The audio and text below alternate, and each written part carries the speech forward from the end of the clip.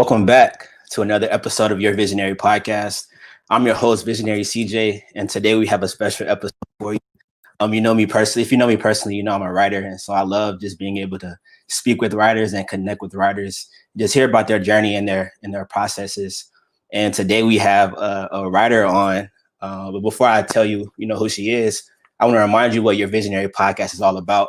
This is the one and only podcast intentionally designed to push you forward towards a vision you have created for your life. And if you do not have a vision for your life, this is a podcast to help you structure a vision to become the person God created you to be. And with every episode, my goal is to tell real, authentic, and purposeful stories, not cap, but true stories to help you create a vision for your life and get closer to your purpose, a purpose where you're having a positive impact on those around you and on the world. And so if you enjoy what you hear today, be sure to share this podcast. It's on YouTube, Apple Podcasts, and Spotify. And at the end of this episode, I'll give away my 3 takeaways that I personally took away from this episode. So if you're watching live right now, you won't be able to hear the takeaways. But when this episode is released next week, be sure to go on Spotify or YouTube or Apple to be able to hear the takeaways. And so with further ado, I want to introduce our guest. Our guest today is Isabel Rocio. She's a writer and self-published poet. And she uses her platform on Instagram and YouTube to empower others to take healing into their own hands in order to step into their highest self.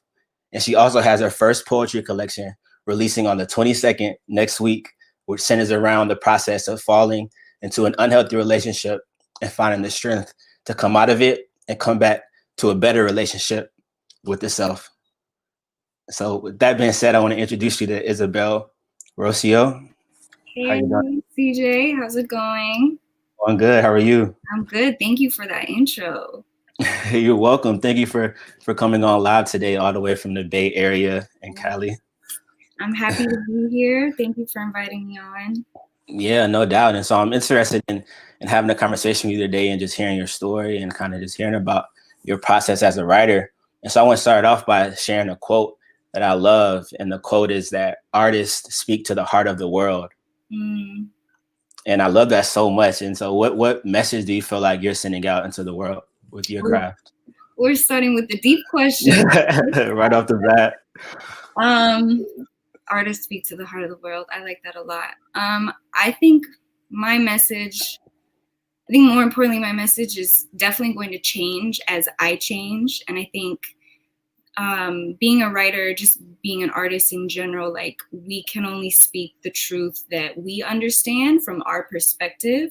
And right now, the message that I am sending as I learn about myself as just a person, as an artist, as a writer, is that healing and becoming our highest and greatest self, whatever, stepping into your purpose, your passion, whatever it is you want to call it, like 100% is in our hands. I believe that.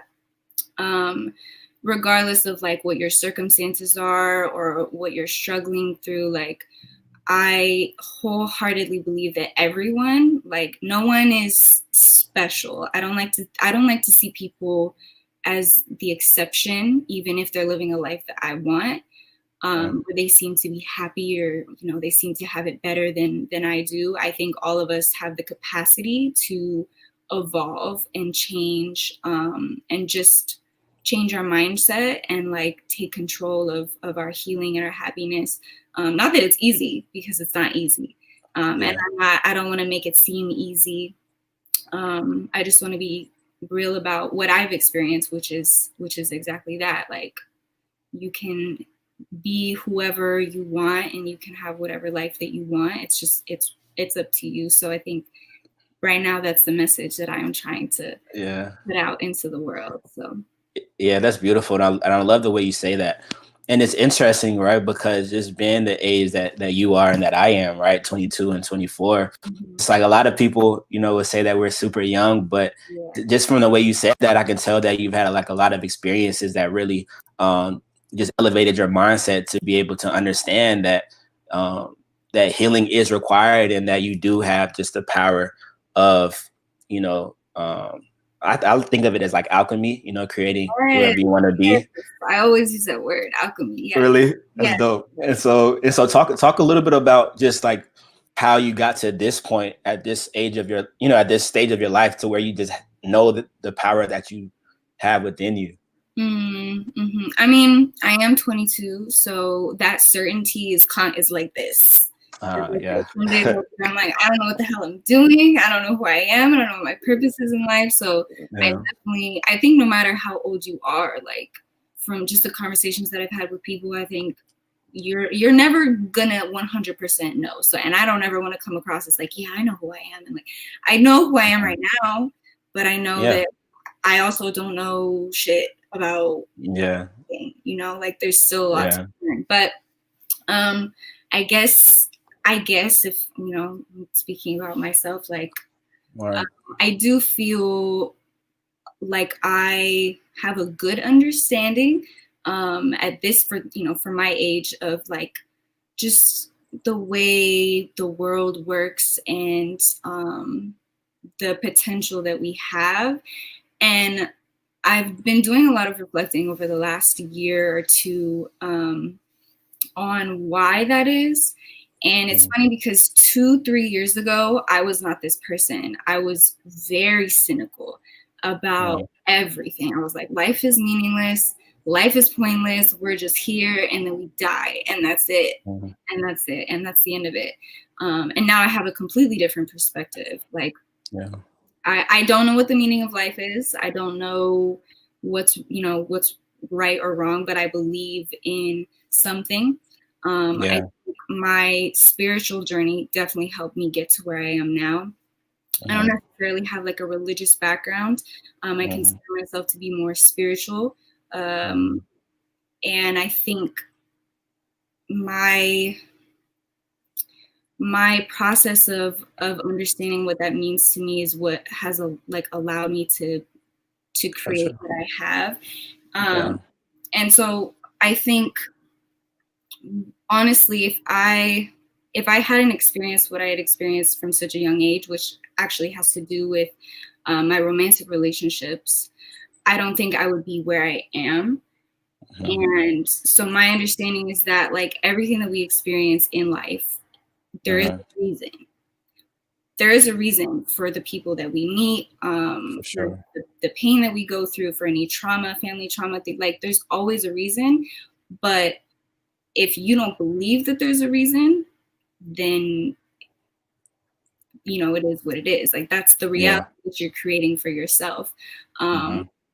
And I came to that conclusion because for a while, I think from maybe 13 years old to maybe 18 or 19, I was in very unhealthy relationships, and I was in a very like low point in my life.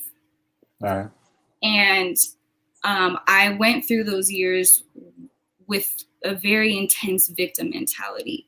I had been diagnosed with depression and anxiety, and I kind of, not that I wasn't experiencing those things, because everything that I was feeling at the time was 100% valid.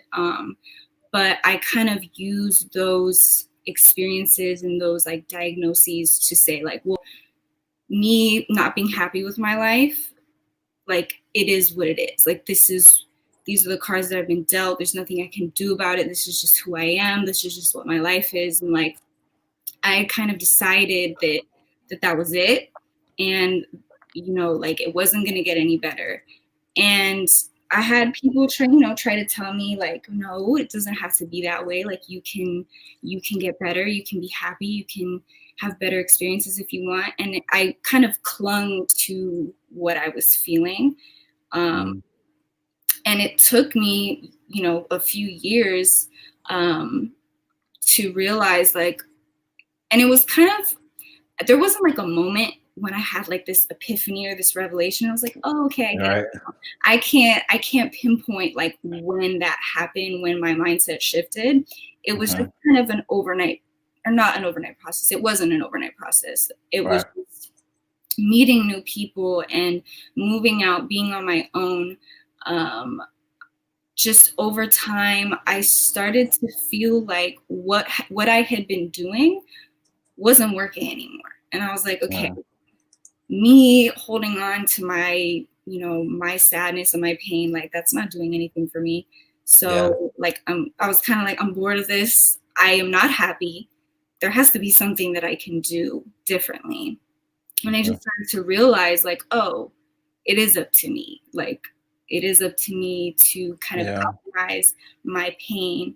And it's, I'm still healing. And I think that healing is a lifelong process. And I don't think it starts at a certain age.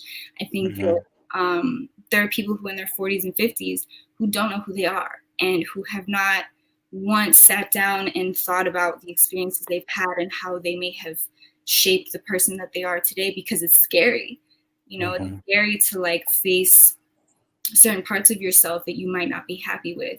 And I think the main thing for me was because of the friends that I had, because of the people that I had to support me, and things that I was reading and listening to, like I was able to kind of connect the dots and understand how I came to be in kind of a dark space. And I was like, okay, if I can understand that and understand that it's just experiences and it's mindset that has led me to here, why can't I kind of undo that and create something else? Different experiences. Like, why can't I do that? If other people can affect the way that I am now, why can't I change that? Why can't I be in control? So yeah, that's real. And I love what you said about how like healing is a lifelong process. And that's facts. And it's crazy because on this podcast I had an anthropologist who studies human behavior, and she's in her late 50s and she's still going through a healing process. It's like the more she learns about herself and the more she learns about like how humans were created, it's like the more she discovers about just what her experiences actually mean for her today. And that's one of the reasons why I feel like healing is a lifelong process, because it's like the more that we learn, the more understanding that we get, and so the more that we question the things that happen to us and the things that happen every day, so I think that's great that, you know that already. And I feel the same way about the healing. And that makes me just think about like, what role does writing play in this process, if any? For me, writing initially, when I first started writing again, because I've always written when I was younger, and then I fell out of that when I was in a series of unhealthy relationships. I fell out of everything that I was passionate about, as can happen quite often. I wasn't writing, I wasn't creating at all, really. And when I was living on my own, I just felt called to start writing again. And I started writing the book that I'm going to be publishing. I didn't know it at the time, but I realized that I had a lot to unpack surrounding something that had happened at the time. It was maybe like 5-6 years ago. And I was like, I thought I had healed from that. I thought I was good. And so getting back into writing was actually, it was cathartic for me. It was kind of therapeutic. It was my way of unintentionally digging into my subconscious and pulling out like things that I needed to heal from. And so now I try to write every day, because now like this is something that I want to do. It's something that I want to get paid to do. So it is a bit more of like, sometimes it's forced. Sometimes I have to force myself to sit down and write. But for the most part, whenever I write, because I simply feel called to, not for any purpose other than sitting down and creating something, it is a way for me to better understand what it is I might be feeling, whether that's because I'm hung up on something that happened a week ago or 5 minutes ago or a year ago. I still have moments when I sit down to write, and whether it's just like free writing or it's a poem or whatever it is, sometimes I look down at the paper and I'm like, I wrote that. Like sometimes it's just like whatever needs to come up comes up, and so writing is most definitely a form of alchemy. And just it's almost like my subconscious is like, hello, here, like this is what is going on with you right now. This is what you need to process, and here it is. You can see it, you can read it back and understand exactly what it is you're going through. So yeah, I love that. And then when it comes into, you know, getting into that writing mood, right? Because personally, I have to be in a certain mood to be able to really write.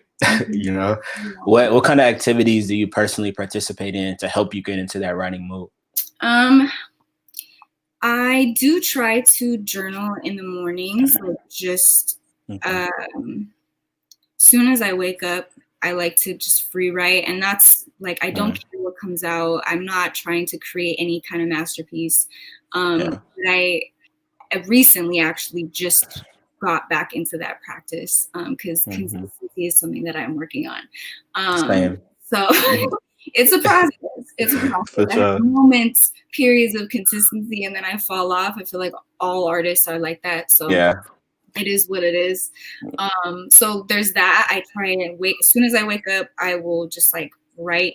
But when I want to sit down and create something, meditation is something that has helped me in a lot of areas of my life. But definitely with writing, because I find that it's hard to sit down and create anything when your head is doing a million different things at once. So I'll try to meditate for maybe like even just 10-15 minutes, sometimes more, depending on how I'm feeling. I'll sit in silence, or maybe I'll put on some music. I have a few playlists. Spotify is my go-to for playlists. And I'll just get into a headspace. Or sometimes I'll call people and I'll talk to them, and I'll pull inspiration from the conversations that we have, or I will go on YouTube and watch a video of someone that I enjoy. And I try to pull just from people and conversations. Spending time in nature. I haven't been outside lately, but spending time in nature is also very inspiring for me. I wrote most of my book outside. Nice. I had my laptop and I just found a spot to sit in Griffith Park in LA. Okay. And it's just this big, wide open park, and usually it's quiet because it's so big. So if there are people, you don't really know what's going on with them over there. And I would just sit down, and I'd put in a little playlist, some like classical music to get me in the mood. Or I would sit in silence, whatever I felt called to, and I would just write. I feel like nature is a really good space to pull inspiration from. Yeah, I love that. And I heard someone say, like, when you're outside, when you're, you know, experiencing nature, that's the closest you are to God. Yeah. And so that's super dope. And I love what you said about consistency, and just the morning journaling. Like, I need to do that. And it's crazy because just this morning, like, I woke up, and like as soon as I woke up, like, I got on Twitter to check the news, like just to check what was going on. And I was just like, okay, I don't like this routine. Something has to change. You know, but it's almost instinctual to do that. Right. But it's crazy because I feel like instinct, you know, that's something that is just created based on your actions, right? Because like your actions create your habits. And so also it's like if you kind of train your mind to wake up and think of journaling, like that will become instinct, you know, if you do it for long enough. So I feel like that's one goal that I have, you know. You just said what you did, so thank you for sharing that. Yeah, of course. Honestly, the trick, I put my phone on airplane mode, not just do not disturb or silent or whatever. I put it on airplane mode because if I see the notifications on my phone, it's so hard not to just click and then get lost and start scrolling on Twitter, Instagram, or whatever. So that is the only way that I have been able to get into a better habit. It's just don't get on your phone. That's dope. I Okay. all the time. Yeah, that's right. It's all good. So one thing I want to get into, like the self-healer part of you now. You know, I want you to kind of just give advice for just the young generation, you know, on healing, on unhealthy relationships, and kind of just what you've learned from experiencing unhealthy relationships, because I think a lot of people have, especially a lot of young people, right? Because even with social media, like a lot of our relationships are built from social media or on our phones, you know, whether it just be some type of app, you know, we build a lot of relationships that way. Yeah. And I think with that comes just more unhealthy relationships and more pain, you know, and trauma. And so I want you to give some advice on overcoming that. So for me, because I can only speak from my experience, I'm most definitely not a relationship expert or guru. I'm still learning how to really have a healthy relationship with other people. But for me, because I was in relationships, whether it was a serious relationship where I was just dating around or whatever, from 14 years old to like 20. I didn't want to be alone. Like looking back, that was it. Like I didn't want to be alone.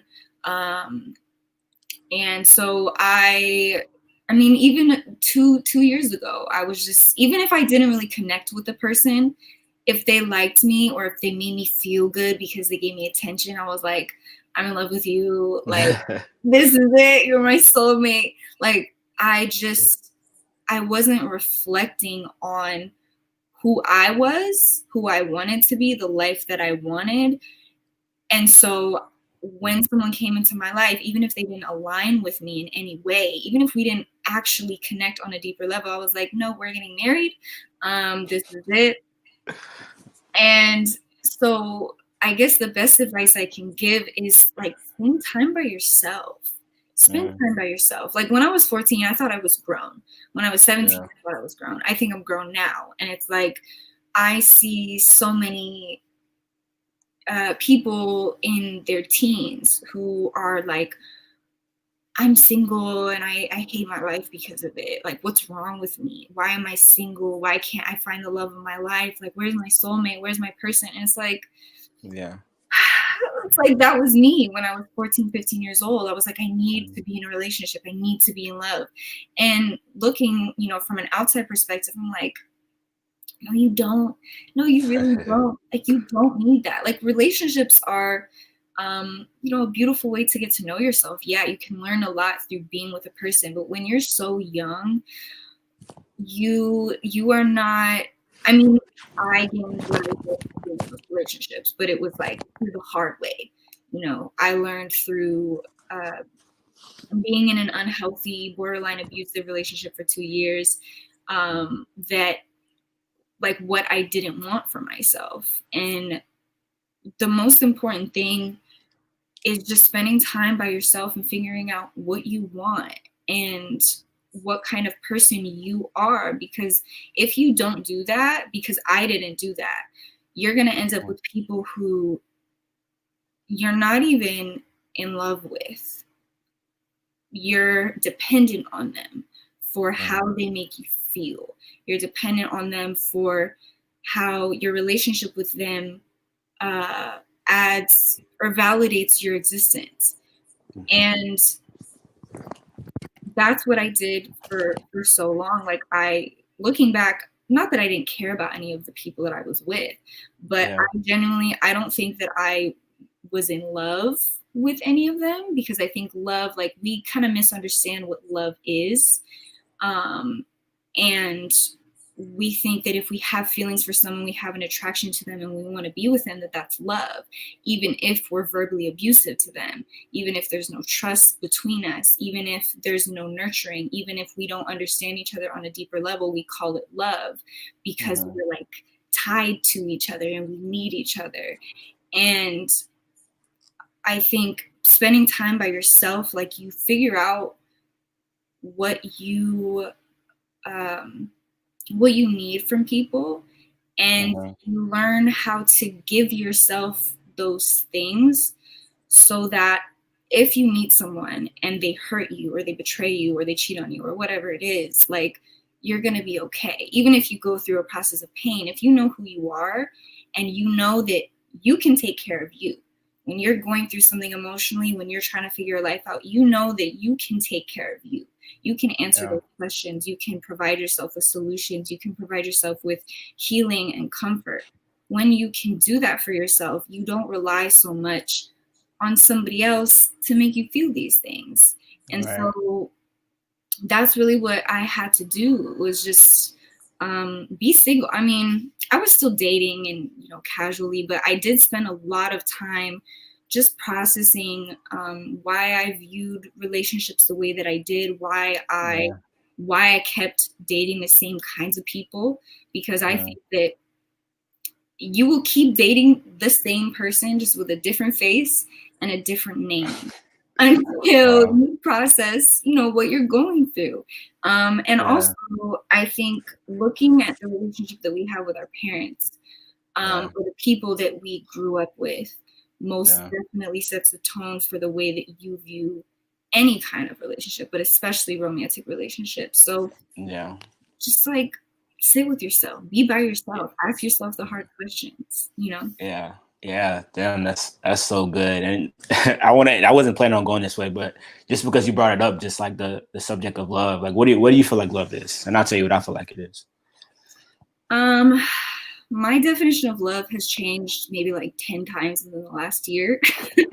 I think that's an exaggeration, but it's constantly changing. I do think there's a difference between loving someone and being in love. I think love is not limited. I think you can love multiple people deeply in different ways. I think love is,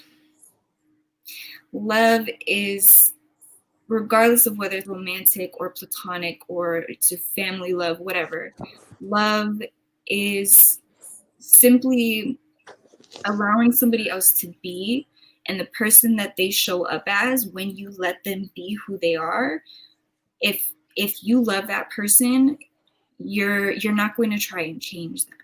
You want them to grow and evolve into their version of their best self, not the version of them that benefits you. I think when you can allow someone, you can be there for someone, and you can be with them through their healing and through their pain and through their mistakes and missteps and failures. If you can be there with them and not impose who you are onto them, you can give them advice and support them, but you're not trying to change them into what you want for yourself. If you can, you see them fully for who they are. Like that is love. And I think you can only experience that when you're comfortable with yourself, when you have that kind of love for yourself. So love, to me, all love should be unconditional. I don't think there's such a thing as conditional and unconditional love. If it's conditional, I don't think that's love. So that's good. So for me, you know, I've had to really like engineer a definition of love based on my last relationship, my current relationship. You know, and I've been with her for the past 2 years, like on and off. But I've had to learn that love is an action and not just a feeling. Right. And so, and like I'm a Christian. I was raised a Christian. And in the Bible, it talks about love as an action. Like love is patient, love is kind. It keeps no record of wrongs. Right. And so I had to just think about like that definition versus what I was living. And I was the type of person to where like if I wasn't feeling her at that time, then I felt like I didn't love her. You know, I kind of just like put it in phases. But I had to realize like love is a choice. And you know, I can for sure. And I can decide, you know, whether I'm going to love someone, and me loving someone is being patient and just letting them be them, letting them experience their own journey without trying to change it or make it what I want it to be. You know, so that's kind of what you said, which I love, which is beautiful. And so as we get to the end of this, I want to talk about your book. What's the title of it? I should know. The title of it? Yeah. called For a Rose That Blooms in Fire. For a rose that blooms in fire. Talk about that. What does that mean? A mouthful. Yeah. What does that mean? The title, what does it mean to me? Mm-hmm.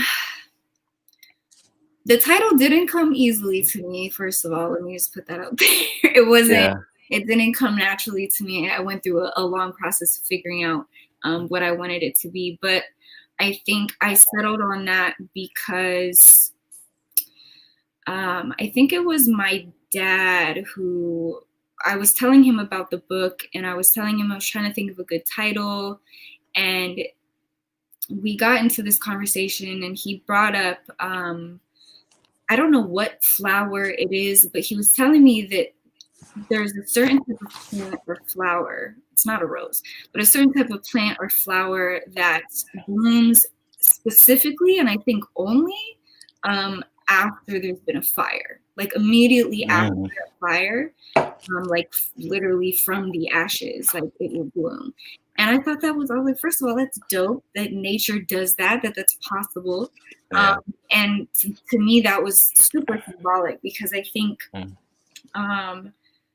that my process of coming out of an abusive relationship and coming out of just a really dark space, I think, it's like I said, if I hadn't experienced those things, I wouldn't be who I am today. And I think I just wanted to shine a light on, you can validate your pain, you can validate your experiences, your trauma, whatever it is, without having to let those things define you. And I think there's just something beautiful and powerful about people taking what they've been through, their fire, their destruction, whatever in their life, and finding a way to use that to change, into a better version of themselves, or a happier version of themselves. Because the thing that I want to emphasize is that when you're trying to heal, when you're trying to elevate your life in some way, too many people are, saying, okay, let's do positive affirmations every single day, convince yourself that you're happy. I don't think that's how it works. I think that you have to sit with your pain. You have to invite it in. You have to understand it. You have to almost dig deeper into it in order to come out of it. And there's something beautiful, like, about people's ability to do that, because so many people are capable of doing that, but you have to be almost brave enough to face your shadows and to face your demons, if you will. But when you do that, like, once you've acknowledged all of that pain, life is always going to have something for you, but it's a lot easier to deal with those things because you've already faced, like, the hardest part. So. Yeah, that's dope. That's super dope. And it makes me think about how this book I'm reading, it talks about healing, and it talks about how healing requires 3 things, and it's commitment, tenacity, and perseverance. Okay, what book is that? It's called Sacred Marriage. Okay, I'm gonna have to get it. It's called Sacred Marriage.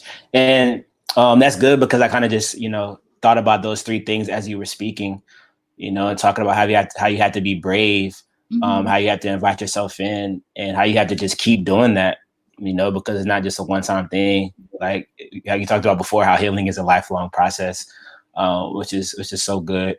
And so I'm excited that, like, how can me and everyone else, like, get this project when it's released? So it is coming out on the 22nd, and I will have it linked. I have a website. It's in my bio. I will have it linked. It should be available on Amazon and Barnes and Nobles by the 22nd. So I will have all, both of those platforms linked in my website.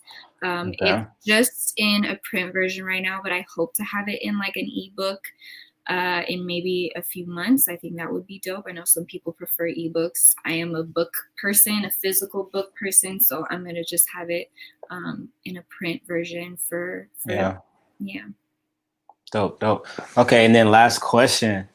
So back on the topic of just artists speaking to the heart of the world. What do you hope to accomplish with this book and with your writing long term? So with this book, I just want people, particularly younger people, to feel empowered to stop needing relationships, stop putting so much pressure on romantic relationships, because I think that emphasis takes away from all the things that you can learn about yourself when you're that age. And I just, the book is, it's very personal, it's very raw, and it literally goes through the process of getting into an unhealthy relationship, what that looks like, what that feels like, realizing it's unhealthy, and then coming out of it. And I hope that anyone reading it will maybe realize, oh, this looks like my experience, like what the relationship I'm in now, or oh, this is something that I've experienced in the past. And feel empowered to do something different. And so this, this project specifically, like, I just want to show people that they can get out of those kind of situations, even if it's family, not just romantic relationships or friendships can be unhealthy. And just for my writing in general, I think I want to continue to take my experiences and how I see the world and share that with people, because my writing is always going to be changing. I'm going to have who knows what kind of projects in the future. But whatever it is, I want it to be honest. And I just want to inspire people to figure out what their version of honest is and just go with that instead of trying to fit somebody else's mold. So that's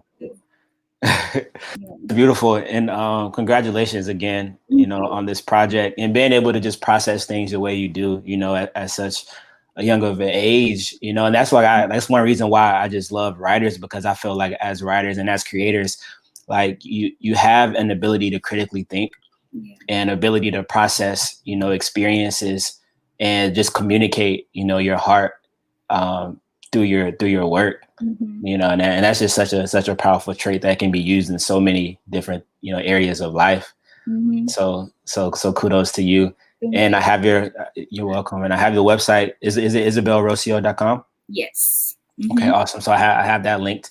And once again, thank you for joining on as a guest today. You're welcome. And with that being said, thank you everybody for watching. Be sure to stay tuned for when this episode releases. I release an episode every Thursday at 7 p.m. Eastern time. And so this episode will be released next Thursday. Not sure what that date is, but will be released next Thursday. Thank you all for tuning in. Peace and love. Bye, CJ. Thank you.